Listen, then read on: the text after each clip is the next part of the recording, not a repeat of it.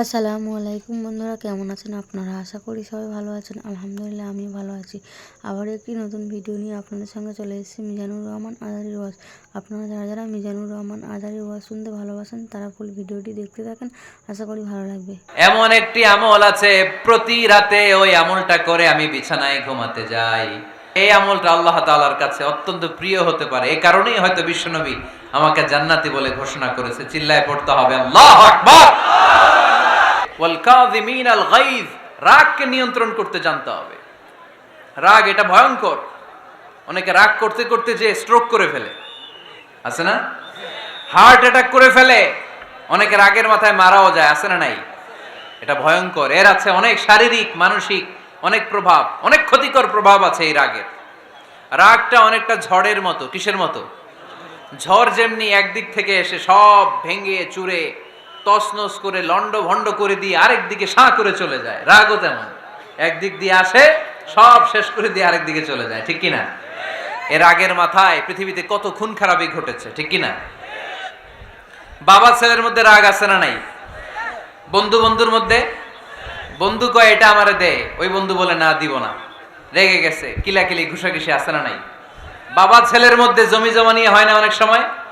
বাবা কয় এই জমি তুই পাবি না, পোলায় কয় আমার এই দিবা তুমি। বাপে কয় না দিমু না, পোলায় কয় দিবা। বাপে কয় তোরে তেজ্য পুত্র করে দিলাম, পোলায় কয় তোমার মাথায় আমি কোপ মাইরা দিলাম। আছে না? লেগে গেল, মারাত্মক ঝগড়া। হাজবেন্ড ওয়াইফের মধ্যে এগুলো আর হয় না, তাই না? রাগারাগি হ্যাঁ বেশি হয়। কিশোরগঞ্জে এগুলো আছে। আহা, খবরদার, এগুলোকে বাড়তে দেয়া যাবে না। শয়তান খালি গুতায়। শয়তান চায় কি করে ফ্যামিলিকে ব্রেক ডাউন করা যায়।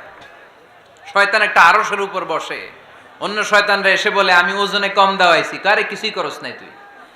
আরেকজন এসে বলে আমি সুদ খাওয়ানোর ব্যবস্থা করে দিয়ে আসছি, কারে এটা কিছুই না। আরেকজন এসে বলে মাদ্রাসায় যাচ্ছিল আমি সরাই দিছি, কারে এটা কিছুই না। আরেক শয়তান এসে বলে আমি স্বামী স্ত্রীর মধ্যে বিচ্ছেদ ঘটায় দিছি। ইবলিশ শয়তান তখন এটারে নিয়ে নাচতে শুরু করে দেয়। এজন্য স্বামী স্ত্রীর মধ্যে ঝগড়া আছে না নাই? হাজবেন্ড বলে একটা, ওয়াইফ বলে আরেকটা, আছে না নাই? ছোট্ট ঝগড়া থেকে মাথা গরম করে রাগের মাথায় তালাক দিয়ে ফেলে। এজন্য রাগ ভয়ঙ্কর। এর রাগের কারণে বন্ধু বন্ধুর সম্পর্ক নষ্ট হয়, হাজবেন্ড ওয়াইফের মধ্যে ডিভোর্স হয়ে যায়, বাবা ছেলের মধ্যে সম্পর্ক ছিন্ন হয়ে যায়। এটা ঝড়ের মতো। এজন্য মুমিনরা চাইলেই চট করে রেগে যেতে পারে। এজন্য রাগ নিয়ন্ত্রণের দরকার, আছে না নাই? এক সাহাবী এসে বললেন ইয়া রাসূলুল্লাহ, আউসিনি ইয়া রাসূলুল্লাহ, ও নবী আমারে নসিহত করেন, আমারে কিছু উপদেশ দেন। বিশ্বনবী বললেন লা তাগদাব, তুমি রেগে যেও না। সাহাবী বললেন আরেকটা উপদেশ দেন। বিশ্বনবী বললেন লা তাগদাব, রেগে যেও না। সাহাবী বললেন ও নবী আরেকটা উপদেশ দেন। বিশ্বনবী তৃতীয়বারের জন্য বললেন ও সাহাবী তুমি রেগে যেও না, লা তাগদাব, রেগে যেও না। কারণ রেগে গেলেন তো হেরে গেলেন, রেগে গেলে হেরে গেলেন। অনেকে আপনারা রাগাতে চাইবে নানাভাবে, কিন্তু আপনি রাখবেন না। আপনার সাথে ঝগড়া করতে চাইবে, পায়ে পাড়া দিয়ে ঝগড়া করতে চায়, এরকম আছে না নাই? আপনারা রাগাতে চায়, ফুসলাতে চায়, কিন্তু মুমিনরা মুত্তাকিনরা তারা যেন তেন কোনো কারণে রেগে যায় না। তারা তাদের রাগকে হজম করে। আলহামদুলিল্লাহ পড়েন। আল্লাহ রাসূল সাল্লাল্লাহু আলাইহি ওয়াসাল্লাম কখনো রাগতেন না, কখনো না। ওনার উপর অনেক অত্যাচার হয়েছে, উনি রাগেন নাই, উনি ক্ষমা করে দিয়েছেন। কি করেছেন? আল্লাহ রাসূল সাল্লাল্লাহু আলাইহি ওয়াসাল্লাম যখন মক্কায় নামাজ পড়তেন, আল্লাহ রাসূল সাল্লাল্লাহু আলাইহি ওয়াসাল্লাম যখন রুকুতে যেতেন, সিজদায় যেতেন, পিঠের উপরে পচা উটের নাড়ি ভুঁড়ি চাপিয়ে দেয়া হতো। আল্লাহ রাসূল কখনো রেগেছেন? কথা বলেন। তায়েফের ময়দানে দাওয়াত দিতে গেলেন, পাথর মারা হলো, তিনি রেগেছেন? বাড়ি থেকে বের করে দেয়া হলো, বাধ্য হয়ে মক্কা থেকে মদিনায় হিজরতে গেলেন। মক্কার দিকে তাকিয়ে তাকিয়ে চোখের পানি ছাড়লেন আর বললেন মক্কা তু আহাব্বুল বিলাদ ইলাইয়া, আমার কাছে সবচেয়ে প্রিয় শহর মক্কা শহর। লাউলা উখরিজতু লামা খারাজতু, আমার যদি বের করে দেয়া না হতো মক্কা থেকে জীবনে কোনোদিন আমি বের হতাম না। তারপরেও বিশ্বনবী রাগেন নাই। ব্ল্যাক ম্যাজিক করে 6 মাস বিশ্বনবীকে অসুস্থ করে রাখা হয়েছে, তিনি রাগেন নাই। আল্লাহ রাসূল সাল্লাল্লাহু আলাইহি ওয়াসাল্লাম একবার উটের উপর চড়ছিলেন। ইন দ্য মিন টাইম এক বেদুইন এসে বিশ্বনবীর গায়ের চাদর ধরে টান দিলেন। হাদিসের বর্ণনাকারী সাইয়েদনা আনাস রাদিয়াল্লাহু তাআলা আনহু, উনি বলেন কুনতু আমশি মা রাসূলিল্লাহ, আমি একবার রাসূল সাল্লাল্লাহু আলাইহি ওয়াসাল্লামের সাথে হাঁটছিলাম। ওয়া আলাইহি বুরদুন নাজরানি গলিদুল হাশিয়া। আর রাসূল সাল্লাল্লাহু আলাইহি ওয়াসাল্লামের গায়ে ছিল চাদর।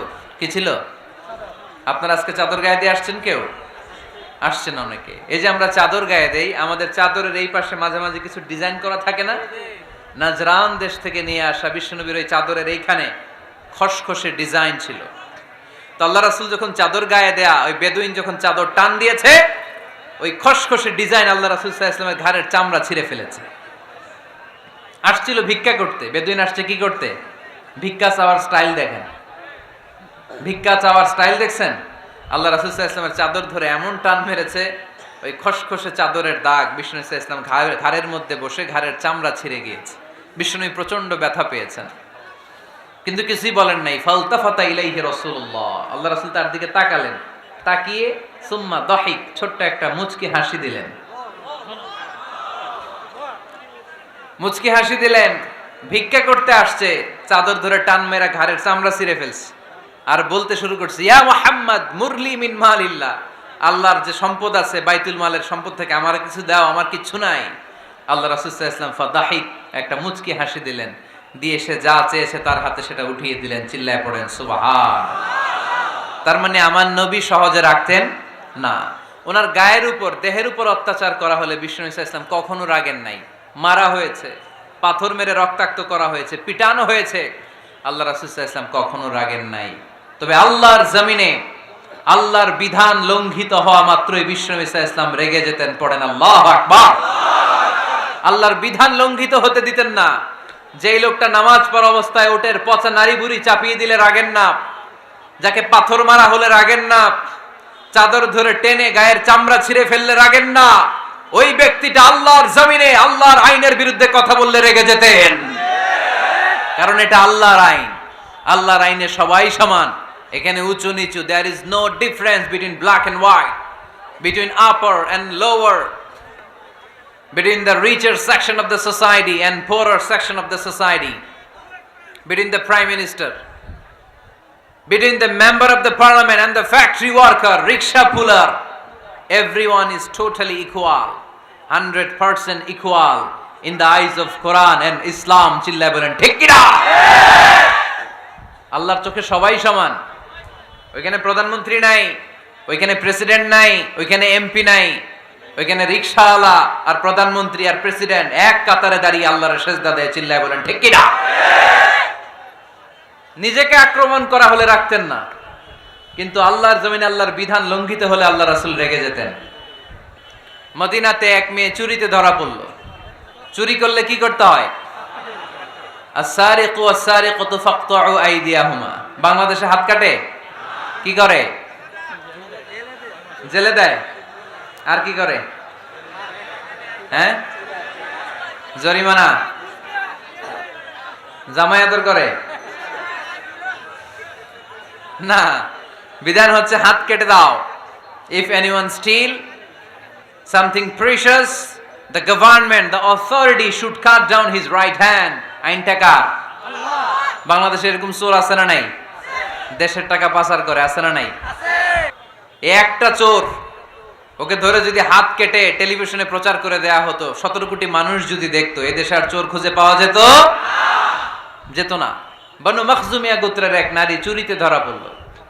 সাহাবীরা যে বললে, ইয়া রাসূলুল্লাহ, অনেক বংশীয় মেয়ে, আপনি হাত কেটে দিয়েন না, মাফ করে দেন। কি করেন? আল্লাহ রাসূল সাল্লাল্লাহু আলাইহি ওয়াসাল্লামের চেহারাটা আগুনের গোলার মতো লাল হয়ে গেল, রেগে গেলেন। আল্লাহ রাসূল বললেন, এত বড় সাহস পেলে কোত্থেকে?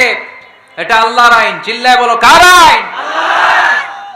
লাউ কানাত ফাতিমাতু বিনতি মুহাম্মদ সারাকাত লাকাতা মুহাম্মাদুন ইয়াদাহা।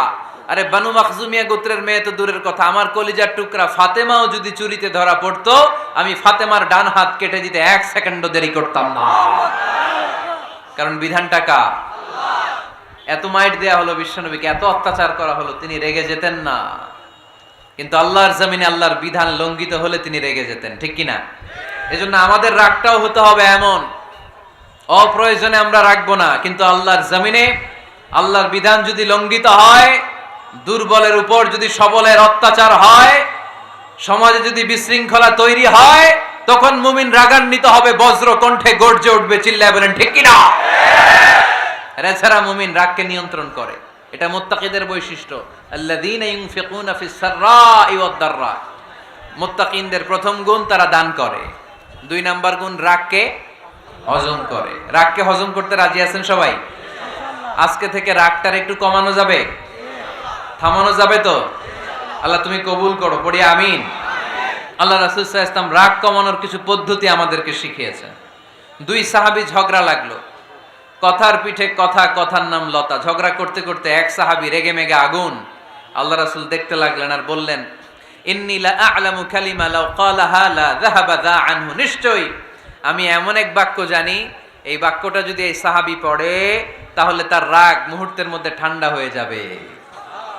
ওই সাহাবী বলল, ইয়া রাসূলুল্লাহ, বাক্যটা কি আমারে শিখিয়ে দেন, আমি চাই আমার রাগটা যেন থেমে যায়। আল্লাহর রাসূল বললেন, তুমি পড়ো আউযু বিল্লাহি মিনাশ শাইতানির রাজীম। সবাই পড়েন, আউযু বিল্লাহি মিনাশ শাইতানির রাজীম। তাহলে রাগ কমানোর দোয়ার নাম কি? সবাই বলেন, আউযু বিল্লাহি মিনাশ শাইতানির রাজীম। এটা হচ্ছে 1 নাম্বার ফর্মুলা। এটা কয় নাম্বার মনে থাকবে? রাগ আসলে এই দোয়াটা পড়বো, মুহূর্তে রাগকে ঠান্ডা করে দিবে কে? 2 নাম্বার ফর্মুলা হচ্ছে, বেশি রাগ চলে আসলে আপনি চুপ থাকবেন। Keep quiet, keep silent, cool down, relax করেন, থামেন। অশ্রাব্য ভাষায় গালিগালাজ করবেন না। অনেকে রেগে গেলে গড় গড় করে কি যেন বলে, গালিগালাজ করে, 14 গোষ্ঠী উদ্ধার করে স্যার, আছে না নাই? না, এই গালিগালাজ যখন কন্টিনিউ করবেন আর বাড়তে থাকবে আপনার রাগ। আপনি একটু থামেন, stop, relax and keep quiet. ইদা গাদিবা আহাদুকুম ফালিয়াসকুত, বলেছেন মুহাম্মদ সাল্লাল্লাহু আলাইহি ওয়াসাল্লাম। তোমাদের কেউ যখন রেগে যায়, সে যদি রাগ থামাতে চায় সেজন্য চুপ থাকে। সেজন্য কি থাকে? তাহলে বেশি রাগ আসলে কি গালিগালাজ করবেন, চিল্লাফাল্লা করবেন, 14 গোষ্ঠী নিয়ে গালি দিবেন? কি করবেন? চুপ থাকবো। কি থাকবেন? মনে থাকবে নাকি ওয়াজের ময়দানেই শেষ, বাড়িতে যাইয়া হোতায় নেবেন? চুপ থাকতে রাজি আছেন তো? প্রথমে রাগ আসলে আউযুবিল্লাহ পড়বো, 2 নম্বরে চুপ থাকবো, 3 নম্বরে বিষ্ণু ঈসা ইসলাম বললেন, তোমার কার্যক্রম কমিয়ে দাও, লোয়ার ইউর অ্যাকশন। অ্যাকশন কমাও, ডাইরেক্ট অ্যাকশনে যাও না। আমরা কি করি? রাগ আসলে ডাইরেক্ট অ্যাকশন। 1 তালাক, 2 তালাক, 3 তালাক, 22 তালাক, 100 তালাক, শাশুড়ির সুদ্ধা তালাক দিয়ে ফেলা, আছে না নাই? কয় তোর মারে তালাক, তোর 14 গোষ্ঠী তালাক, বিয়ে করছে একটারে তালাক দেয় 14 গোষ্ঠীরে। এরকম ডাকাইতে আছে না নাই? আলহামদুলিল্লাহ কিশোরগঞ্জে এগুলা নাই। ওমরে ফারুক যখন খলিফা রাদিয়াল্লাহু তাআলা আনহু, এক লোক তার স্ত্রীকে 100 তালাক দিছে। কয় তালাক? স্ত্রী এসে ওমরে ফারুককে বললেন, ইয়া আমিরুল মুমিনিন, বিচার করেন। কি বিচার? আমার স্বামী তো আমার 100 তালাক দিছে। কয় তালাক? ওমরে ফারুক বললেন, তোমার স্বামীকে ডেকে আনো। ডেকে আনা হলো। বলল, ঘটনা কি? তালাক দিবা 3টা, 100টা দিলা কেন? কয় রাগ হয়েছিল অনেক, মেজাজ গরম হয়ে গেছিল। ওমরে ফারুক বললেন, চাই আর তালাক মিন শিআরিল্লাহ, তালাক হচ্ছে আল্লাহর শিআর, এটা কোরআনের আইন, এটা নিয়ে ফাইজলামি করলি কেন? এদিকে আয়, বিচার করি। জামাই বউরে বসায় তিনি বিচার করে দিলেন, 3 তালাকে তোর বউ তালাক, বাকি 97 তালাক তোর পিঠের উপর পড়বে। কই পড়বে? এবার জল্লাদ নিয়ে আসা হলো, চাবুক নিয়া, ওয়াহিদ, ইসনাইন, তালাতা, আরবা, খামসা, এক একটা চাবুক মারে আর চিল্লান মেরা ওঠে স্বামী, কয় সব তালাক তোর পিঠের উপরে দিলাম। এরকম বিচার যদি ওমরে ফারুকের মতো বাংলার জমিনে থাকতো, একটা বদমাইশও খুঁজে পাওয়া যেত? Lower your action. রেগে গেলে অ্যাকশন কমান্ড, ডাইরেক্ট অ্যাকশন মেরেন না। কি করবেন? কার্যক্রম কমিয়ে দেন। আল্লাহ রাসূল সাল্লাল্লাহু আলাইহি ওয়াসাল্লাম বললেন, ইযা গাদিবা আহাদুকুম ওয়া হুয়া কায়েম, দাঁড়িয়ে থাকা অবস্থায় যদি কেউ রেগে যায়, ফালিয়াজলিস, সেজন্য বসে যায়। ফাইন যাহাবা আনহুল গাদাবু ওয়া ইল্লা ফালিয়াত্তাজি, বসে যাওয়ার পরেও যদি তার রাগ কমে না যায়, সেজন্য শুয়ে যায়। সুবহানাল্লাহ পড়েন। দাঁড়িয়ে থাকা অবস্থায় রাগ আসলে কি করবেন? বসা অবস্থায় রাগ আসলে, শোয়া অবস্থায় রাগ আসলে ঘুমায় যাবেন। অনেক ভালো মানুষ এই এলাকার লোকেরা। শোয়া অবস্থায় রাগ আসলে চোখ বন্ধ করে ঘুমায় যাবেন। এরপর সুন্দর সুন্দর স্বপ্ন দেখতে শুরু করবেন, রাগ আর নাই। কত সুন্দর ফিলোসোফার ছিল বিশ্বনবী সাল্লাল্লাহু আলাইহি ওয়াসাল্লাম। এই কথাগুলোর দাম কত জানেন? ওজন কত জানেন? কিভাবে আমাদেরকে তিনি সভ্য বানাতে চেষ্টা করেছেন, কিভাবে আমাদেরকে সুখী সমৃদ্ধ মানুষ বানাতে চেষ্টা করেছেন।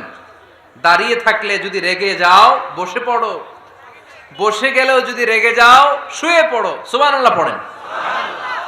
তার মানে রাগ কমানোর 1 নাম্বার ফর্মুলা আউযুবিল্লাহ পড়বেন, 2 নাম্বার ফর্মুলা চুপ থাকবেন, 3 নাম্বার ফর্মুলা অ্যাকশন কমিয়ে দিবেন, দাঁড়ালে বসবেন, বসে থাকলে শুয়ে যাবেন। 4 নাম্বারে বিশ্বনবী বললেন তারপরেও যদি তোমার রাগ কমে না যায় ঠান্ডা পানি দিয়ে ওযু করো, রাগ কমায় দিবে কে? ওযু করেন ঠান্ডা পানি দিয়ে, রাগ কমায় দিবে কে?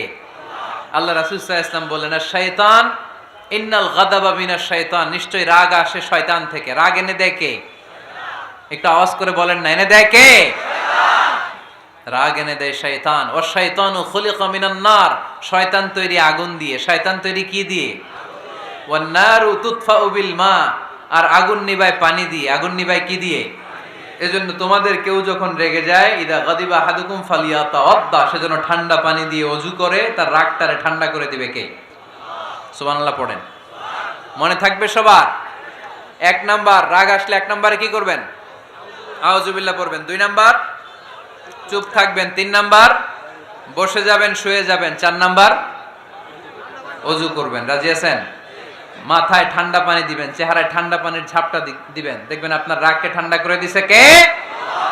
এজন্য আল্লাহ বললেন আমার মুত্তাকিদের বৈশিষ্ট্য হলো আল্লাযীনা ইউনফিকুনা ফিস সাররাই ওয়াদ দাররাই ওয়াল কাযিমিনাল গায়যা ওয়াল আফিনা আনিন নাস। মুত্তাকিন বান্দারা সুখে দুঃখে দান করে, রাগ ক্রোধ আসলে এটাকে তারা হজম করে। মুত্তাকিনদের 3 নাম্বার বৈশিষ্ট্য হলো তাদের সাথে কেউ অন্যায় করলে তারা ক্ষমা করে। সুবহানাল্লাহ পড়েন। কি করবেন? ক্ষমা করে দিবেন। মুত্তাকিদের 3 নাম্বার বৈশিষ্ট্য কি? নাকি অন্তরের মধ্যে দুঃখ কষ্ট রেখে দিবেন? অনেকে আছে অতীতের কষ্ট ভুলতে চায় না, ভুলতে পারে না। কেউ আপনারে ধমকি দিছিল, কেউ আপনার সাথে খারাপ আচরণ করছিল, কেউ আপনারে গালি দিছিল, অনেকে এটারে পেলে পুষে অন্তরে বড় করে রাখে, আছে না নাই? ভুলতে চায় না। মনের ভেতরে রাগ পেলে পুষে রাখা ঠিক না। মনে মনে কয় তুই আমারে মারছিলি, আমি তোরে মারুম। তুই আমারে অপমান করছিলি ওই দিন, যদি একদিন সুযোগ পাই তোরে হতা এলামু। আছে না এরকম? সেই 20 বছর আগে আপনারে সে অপমান করছে, ওইটারে পেলে পুষে আপনি অন্তরে নিয়ে বয়ে বেড়াচ্ছেন। আর এই হিংসা ক্ষোভ যদি রাগ ভিতরে রাখেন, এটা আপনারা জ্বালায় দেয় ভিতরে, জানেন? আর যদি আপনি ক্ষমা করে দেন একেবারে ঠান্ডা। জানেন এই ফর্মুলা আপনারা? এজন্য রাগ ক্ষোভ হিংসা কখনো অন্তরে পুষে রাখতে নাই। মা যাদাল্লাহু আবদান বিআফওয়িন ইল্লা ইজ্জান, কোন বান্দা যদি তার অন্য কোন ভাইকে ক্ষমা করে দেয়, আল্লাহ তাআলা ওই ক্ষমাকারীর সম্মান আর মর্যাদাকে বাড়িয়ে দেয়। আল্লাহ তাআলা নিজে ক্ষমাশীল, তিনি ক্ষমা করাকে পছন্দ করেন। তাই আমাদের বেশি বেশি ক্ষমা করা দরকার।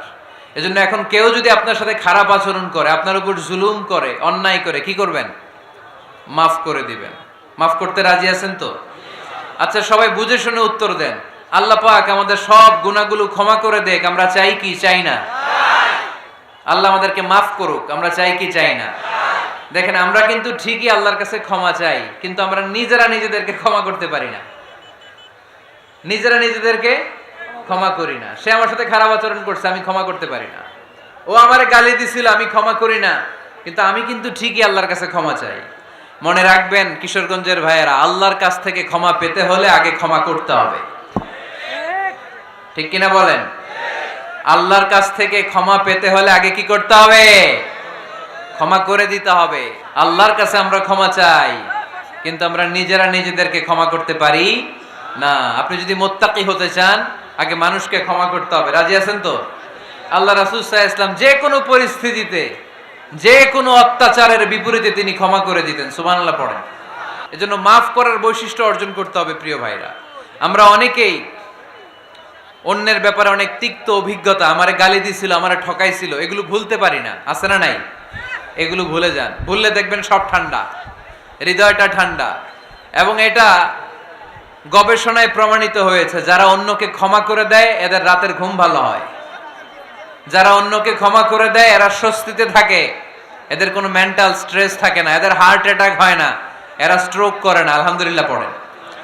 আল্লাহ রাসূল সাল্লাল্লাহু আলাইহি সাল্লাম একটা ভরা মজলিসে বললেন, এখন এক সাহাবী এসে এখানে বসবে, এই সাহাবীটা জান্নাতি। সব সাহাবারা অবাক, না জানি তিনি কার কথা বললেন। সবাই দেখতে পেলেন ইন দ্য মিন টাইম এক আনসারী সাহাবী এসে এই জায়গাটাতে বসলো। তার কয়েকদিন পরে আরেকটা ভরা মজলিসে আল্লাহ রাসূল বললেন, এখন এই মাত্র এক সাহাবী এসে এখানে বসবে, এই সাহাবীটা জান্নাতি। ঠিক ওই দিনও ওই আনসারী সাহাবীটা এসে ওইখানে বসেছে। আবার কয়েকদিন পরে আল্লাহ রাসূল সাল্লাল্লাহু আলাইহি ওয়াসাল্লাম বললেন, এই মুহূর্তে এই মজলিসে এমন এক সাহাবী ঢুকবে, এই সাহাবীটা জান্নাতি। সবাই খেয়াল করে দেখলো, ওই যে আনসারী সাহাবীর কথা রাসূল সাল্লাল্লাহু আলাইহি ওয়াসাল্লাম আগে বলেছিলেন, ওই সাহাবী এসে ইন দ্য মিন টাইম ওই জায়গায় বসেছে। চিল্লায় পড়েন সুবহানাল্লাহ। সব সাহাবীরা অবাক হয়ে গেলেন। ঘটনা কি?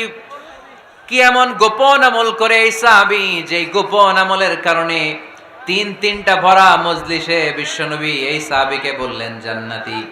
সাইয়েদনা আব্দুল্লাহ ইবনে আমর ইবনুল আস গোপন তথ্য বের করার জন্য এই সাহাবীর বাড়িতে চলে যেয়ে সাহাবীকে সালাম দিয়ে বললেন, ও আনসারী সাহাবী, আমার বাবার সাথে আমার ঝগড়া হয়েছে, আমি 3 দিনের জন্য তোমার বাড়িতে মেহমান হতে চাই। কয়দিনের জন্য? 3 দিন। ওই আনসারী সাহাবী বলল, আহলান ওয়া সাহলান, খুশআমদেদ, আপনি আমার মেহমান হবেন, এটা তো আমার সৌভাগ্য। আসেন, থাকেন, এই ঘরে আমি থাকি, এই ঘরটা ফাঁকা, আপনি এখানে থাকেন। এবার আব্দুল্লাহ ইবনে আমর ইবনুল আস খেয়াল করলেন কোন গোপন আমল করে কিনা, কোন নেক আমল আছে কিনা এই সাহাবীর, যে কারণে 3বার বিশ্বনবী এই সাহাবীরে জান্নাতি বলেছে।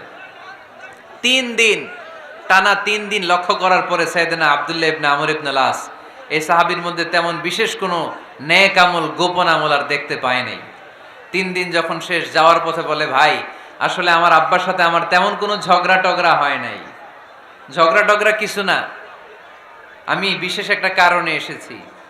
3বার বিশ্বনবী তোমাকে জান্নাতি বলে ঘোষণা করেছে, আমি দেখার জন্য এসেছি যে তুমি কি আমল করো, কিন্তু আমি তো বিশেষ কোনো আমল দেখলাম না। নামাজের সময় নামাজ পড়ো, তাহাজ্জুদের সময় তাহাজ্জুদ পড়ো, কোরআন তেলাওয়াতের সময় কোরআন তেলাওয়াত করো, আমি যা ইবাদত করি তাই তো করো, বরং আমার চেয়ে আরো কম করো। কি এমন তোমার আমল যে আমলের কারণে বিশ্বনবী তোমারে জান্নাতি বলেছে? সাহাবীটাকে বলে, আব্দুল্লাহ, আমার জীবনে বিশেষ কোনো আমল নাই, এমন কোন আমল আমি আমার জীবনে করি নাই যে আমলের কারণে বিশ্বনবী আমারে জান্নাতি বলে ঘোষণা দিতে পারে। তবে হ্যাঁ, এমন একটি আমল আছে, প্রতি রাতে ওই আমলটা করে আমি বিছানায় ঘুমাতে যাই। প্রতি রাতে এশার নামাজের পরে আমি যখন আমার বিছানায় ঘুমাতে যাই, আমি আমার অন্তরে কারো ব্যাপারে কোনো ঘৃণা, কোনো ক্ষোভ আমার অন্তরে পুষে রাখি না। সুবহানাল্লাহ পড়ে। কোনো ক্ষোভ, কোনো ঘৃণা, কোনো হিংসা, কারো ব্যাপারে অহংকার, জেলাসি, এগুলো অন্তরে নিয়ে আমি ঘুমাই না। আমি যখন ঘুমাতে যাই, আমি সবাইরে ক্ষমা করে দিয়ে, মাফ করে দিয়ে ঘুমাতে চলে যাই। হয়তো এই আমলটা আল্লাহ তাআলার কাছে অত্যন্ত প্রিয় হতে পারে, এই কারণেই হয়তো বিশ্বনবী আমাকে জান্নাতি বলে ঘোষণা করেছে। চিল্লায় পড়তে হবে আল্লাহু আকবার। এজন্য রাতের বেলায় যখন বিছানায় যান, সব ভুলে যান। কে গালি দিছিল ভুলে যান, কে ঠকাইছিল ভুলে যান, কে অপমান করেছিল ভুলে যান, কার সাথে মারামারি হয়েছিল ভুলে যান। বিছানায় যাওয়ার আগে সবাইরে মাফ করে দিয়ে একটা প্রশান্ত আত্মা নিয়ে ঘুমাতে যান। ওই সাহাবীর মতো আপনারও জান্নাতি বানাবে কে? ভিডিওটি ভালো লাগলে একটি লাইক, কমেন্ট ও শেয়ার করে পাশে থাকবেন বন্ধুরা। যারা যারা শেষ পর্যন্ত ভিডিওটি দেখেছেন তাদের জন্য অনেক অনেক ভালোবাসা থাকলো বন্ধুরা। আর নতুন নতুন ভিডিও পেতে চ্যানেলটিকে সাবস্ক্রাইব করে পাশে থাকবেন বন্ধুরা। ভালো থাকবেন, ধন্যবাদ।